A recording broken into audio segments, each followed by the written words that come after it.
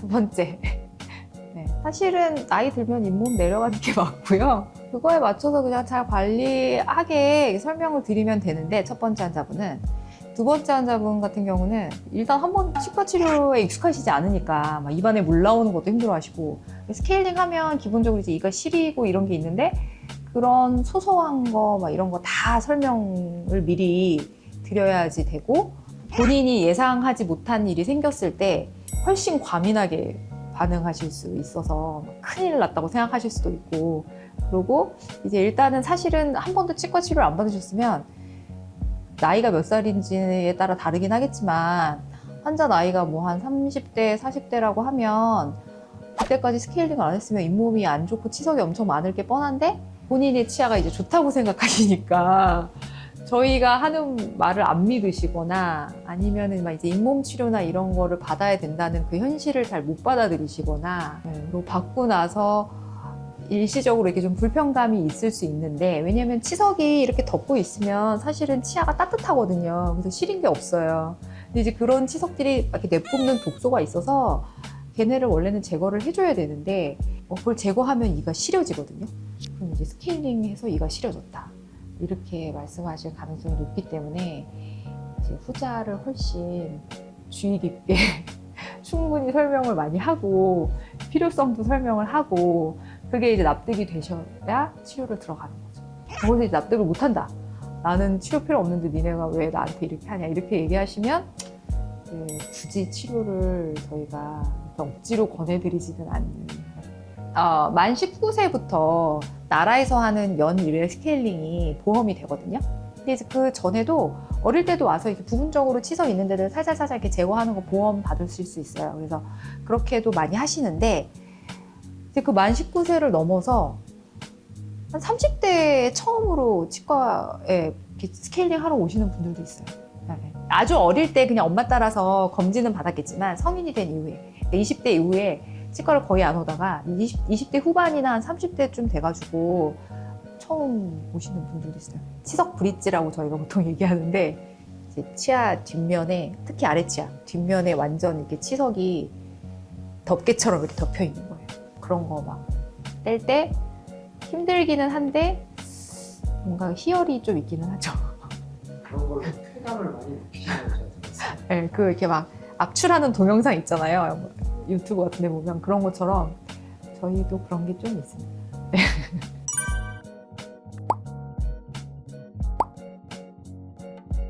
이것도 두 번째. 네. 왜냐면 사실 잇몸이 피날 때까지 그렇게 닦으시는 분들이 많지는 않은데요. 치아가 이렇게 좀 치경부 마모증이라고 해서 이렇게 패이는 게 생길 수는 있지만 안 닦는 것보단 낫죠, 그래도. 근데 이제 관리 잘 안 하시는데 피 안 나고 안 부으니까 자기 이가 건강하다고 생각하시는 분들은 보통은 근데 치석들이 막 잇몸 안쪽에 이렇게 있는 경우들이 많거든요. 잇몸 병이나 이런 게 어느 정도 이상이 돼야 보통 나타나요. 저희도 막 암덩이 이런 거 바로 초기에 못 잡아내잖아요. 그래서 건강검진을 하는 거고. 근데 이제 잇몸도 마찬가지로 환자분들이 자기가 젊을 때 이가 좋았는데 갑자기 이가 이렇게 됐다고 막 이렇게 오시는 분들 많이 있는데, 사실은 그게 잇몸 질환에 갑자기라는 건 없어요. 그게 다 그 안에, 이게 만성 질환이기 때문에 안에서 조금씩 계속 쌓이면서 이게 점점점 진행이 돼서 어느 임계점을 딱 넘어가면 한 번에 증상이 확 나오는 거거든요.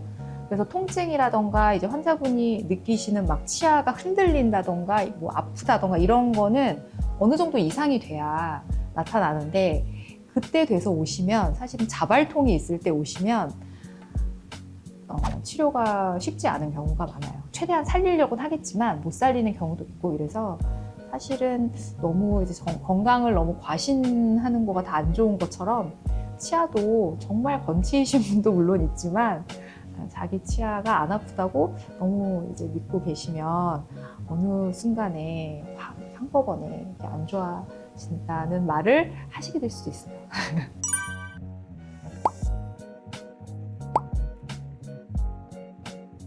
이것도 당연히 후자.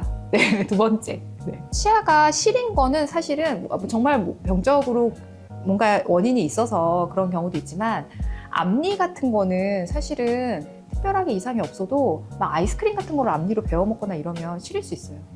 그래서 그거는 뭐 그럴 수 있는 일이니까. 근데 이제 치과에 대한 기본적으로 불신이 쌓여 있으신 분들은 물론 그분을 그렇게 만든 어떤 상황이 있었겠지만 치과 의사들도 이렇게 저희가 듣기에 납득이 안 되는 거를 이렇게 막 거짓말을 해서 치료하는 그 과정을 설득하기가 사실 쉽지 않거든요. 그래서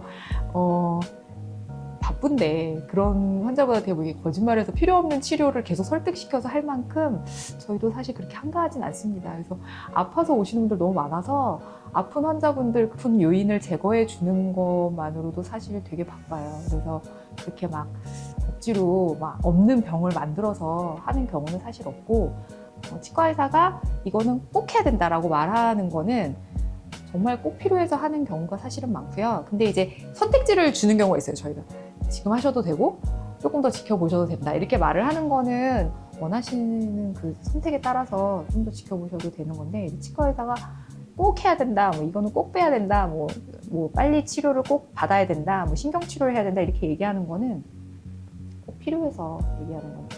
그런 환자분은 사실은 치료하고 잘 설득시켜서 납득시켜서 치료까지 성공적으로 마무리 짓기가 사실은 좀 힘들죠.